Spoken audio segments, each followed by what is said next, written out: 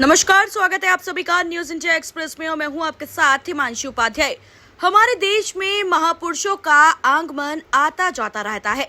उसी क्रम में अहिल्याबाई होलकर, जिनके नाम को हर कोई जानता है क्योंकि उन्होंने हमारे समाज के लिए क्या क्या किया है, इसकी तुलना किसी से नहीं की जा सकती है। जैसा कि आप देख पा रहे हैं, जो आप हमारे तस्वीरों में देख रहे हैं, वो अहिल्याबाई होलकर की जन्म तिथि के उपलक्ष्य में निकाली जा रही एक रैली है, जिसमें ओबीसी के लोगों का कहना है कि उन्हें हमेशा दबाया जाता है, उनके समाज की अनदेखी की जाती है, जिससे वो सरकार से अपील कर रहे हैं कि उनकी जाति वर्ण को भी समाज दर्जा दिया जाए। तो और क्या कुछ कहा वहां पे मौजूद लोगों ने, आइए सुनाते हैं आपको।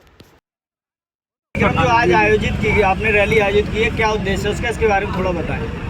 सबसे पहले तो हम अपने जो हमारे साथी हैं ओबीसी महासभा के कार्यकर्ता से लेकर और हमारे हर प्रकार से साथ देने वाले, तन से मन से धन से सभी साथी शरीर से इतनी दूर तक धूप में हमारे साथ चले, उनको तहे दिल से शुक्रिया अदा करता हूँ। ये तो हम सभी लोगों के लिए हाथ जोड़ करके सभी को मेरा धन्यवाद। आप लोगों ने मेहनत करके आप सभी लोगों ने कार्यक्रम को सफल बनाया, तो मैं सभी साथियों का धन्यवाद करूंगा, सभी बहनों का धन्यवाद करूंगा। जो हमारी बहन हमारी जो सैनी बहन है हमारी, ये भी काफ़ी दूर से आई हैं, राजबाला सैनी जी, और स्पेशल इसी कार्यक्रम के लिए आई हैं। हमारी डॉक्टर अस्मिता जी हैं और बहुत सारी हमारी बहनें हैं। सभी बहनों ने कार्यक्रम को सफल बनाने के लिए तन से मन से धन से सहयोग किया, इसलिए मैं सभी लोगों को हम लोग तहे दिल से शुक्रिया अदा करूँगा।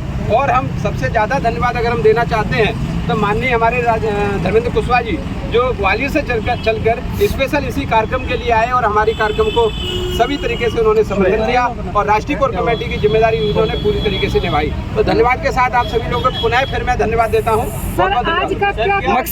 मकसद क्या है? देखिए, मैं आपको कार्यक्रम की रूपरेखा बताता हूँ।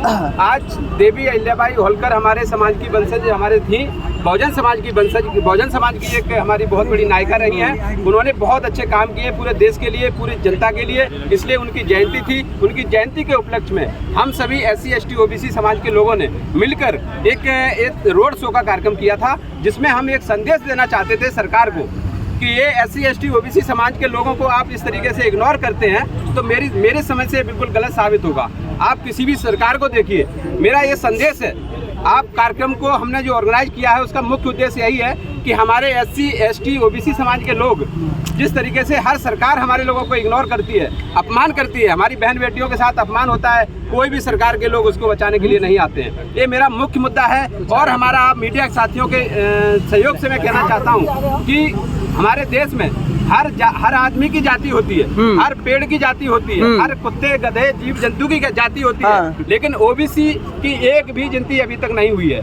1931 में पहली अंग्रेजों के जमाने में जनगणना हुई थी, उसके बाद हमारे देश में ओबीसी समाज की कोई जनगणना नहीं हुई है। मैं चाहता हूं दिल्ली सरकार से, केंद्र सरकार से मेरा निवेदन है कि अगर आप ओबीसी समाज की गिनती नहीं करना चाहते हैं तो आप अपनी वोटर लिस्ट से ओबीसी समाज के वोटरों को हटा दीजिए। लेकिन सर अब वो कह रहे हैं कि भैया हिंदू बन जाओ, ओबीसी SC ST में क्या रखा है? हिंदू का क्या ट्रेंड है उनका? हिंदू का मैनिफेस्टो तो बता दें वो पहले। हम बन जाएंगे हिंदू। हमें बताओ ना, हिंदू में बघेल क्या में हम खड़े हैं और दिल्ली पूरे भारत का दिल, आप लोग समझ लीजिए। अगर दिल्ली को हम लोगों ने नहीं जीता और जो लुटेरे हमारे लोगों को लूटते रहे, तो मैं वादा करता हूँ हमारे लोगों को फिर वहीं भेज देंगे भेड़ बकरी चराने के लिए। सरकार में 180 OBC सांसद भी हैं, उनसे आप क्यों नहीं मांग करते हैं कुछ? आपने कुत्ता देखा पालतू? घर में है आपके? में देखा घर में है। बिस्किट खिलाते हो? नहीं खिलाते। वो बिस्किट खाने वाले कुत्ते हैं। तो आप सांसदों को कुत्ता कह रहे हैं, देश के सांसद? देखिए, सुनो मेरी बात, मैंने सांसदों को तो नहीं कहा, बोल लेंगे। मैंने सांसदों को तो नहीं कहा, मैंने कहा है कि जो पालतू कुत्ते हैं उनको बिस्किट खिलाई जाती है तो वो क्यों बोलेंगे? आप सांसद को कुत्ते क्यों बोल रहे हो? मैंने कहा अपनी बात हमारे मुंह में आप क्यों डाल रहे साहब? आप गलत बात, बार-बार एक ही बात बोलिए, डाइवर्ट कर रहे हैं। सवाल ये भी तो पैदा होता है, लोग क्या जी, वो सांसद आपकी बात क्यों नहीं उठाते? देखो, सांसदों का काम है, सांसद कैसे पहुंचे वहाँ। बाबा साहब डॉक्टर भीमराव अम्बेडकर हमारे हाथ में संविधान दे के गए, है ना? संविधान सबको पता है और संविधान में क्या लिखा है। हो सकता है उन्होंने संविधान नहीं पढ़ा हो। मौजूदा सरकार कह रही है संशोधन की जरूरत है, बहुत सारी चीजें सही नहीं लिखी हैं। भारतीय जो सरकार बनाई किसने? कौन होती है वो संशोधन करने वाली? संशोधन करेंगे हम 2024 में, संशोधन करेगी जनता। कह रहे मोदी से आगे कोई नहीं है, कोई इलाज नहीं हो पाएगा। देखिए मीडिया साथियों, सुनो, डॉक्टर जनता है, आप चिंता मत करो। डॉक्टर जनता है और अच्छी तरह से इलाज करना जानती है नेताओं का। 5 साल के लिए चुने हैं मैंने, परमानेंट नहीं चुने। आप ही लोग 5 किलो राशन लेके कहते हैं मोदी जी सही है। हमारी व्यवस्था क्या है? हाँ। हमने ना 5 किलो की बात करी, हाँ। ना 1000 रुपए की बात करी। हाँ। हमने कहा है कि SC ST OBC समाज को हक और अधिकार दे दीजिए। आप हमसे ले लो ना 10 किलो अनाज, मोदी जी को बोल देना आप जाके 10 किलो अनाज हम भेज देंगे आपको, ठीक है?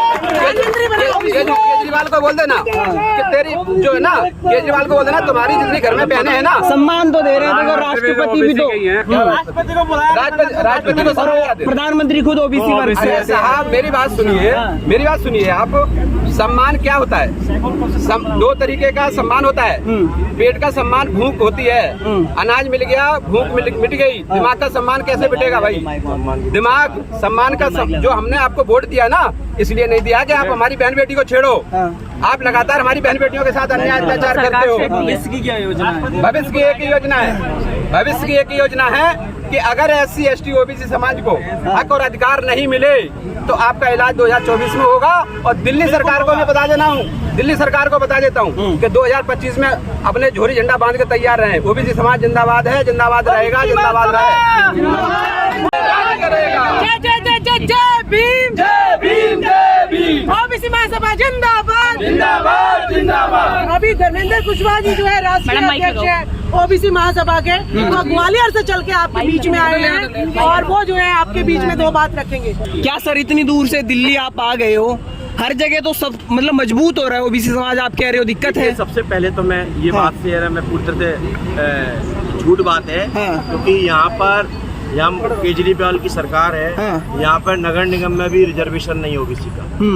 हम किस बात को कह दें कि जब दिल्ली प्रदेश के अंदर जब नगर निगम में रिजर्वेशन नहीं है ओबीसी का, तो हम किस आधार पर बोलते हैं कि हमारी हिस्सेदारी है यहाँ पे? जहाँ आज दिनांक तक न राज्यसभा यहाँ पर है, यहाँ पे आपने देखा कि केजरीवाल की सरकार होने के बाद भी वो अपने आप को बाबा साहब का फोटो लगाने से इस समाज को चल रहा है। इससे स्पष्ट दिखाई दे रहा है कि ये ना सोचे जिस समाज ने तुमको बनाया था, अब 2024 और 25 में तुम्हें उखाड़ने का काम भी ओबीसी महासभा करेगा।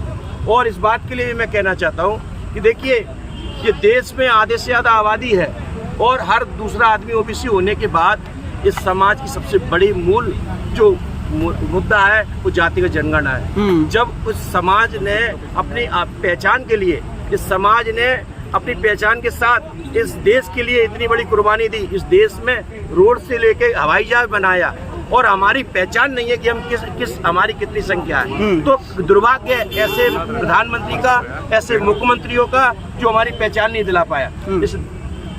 जी बोलिए। और जो आज जो माता अहिल्याबाई होलकर जी की जयंती के जो शुभ अवसर पे हमने चल समारोह निकाला, इसका उद्देश्य SC ST OBC भाईचारा कायम करना, और इसी के आधार पर हम सामाजिक न्याय की लड़ाई लड़ेंगे। और सर आपने टोक दिया भी, लेकिन सवाल वही, जहाँ बाबा कह रहे हैं कि भैया हिंदू इकट्ठे हो जाओ, तो आप यहाँ फिर जातियों में बांटने लग गए। या तो हिंदू रहिए, मुस्लिम रहिए। बलात्कार तो यही कर रहे हैं, बलात्कार तो यही कर रहे हैं। कौन कर रहा है? कौन कर रहा है? यही बाबा लोग। कितने मध्य प्रदेश की बताओ, कितने अभी उन्होंने बलात्कार करे ना, एक पे भी उन्होंने बुलडोजर चलवाया, क्यों नहीं चलवा रहे?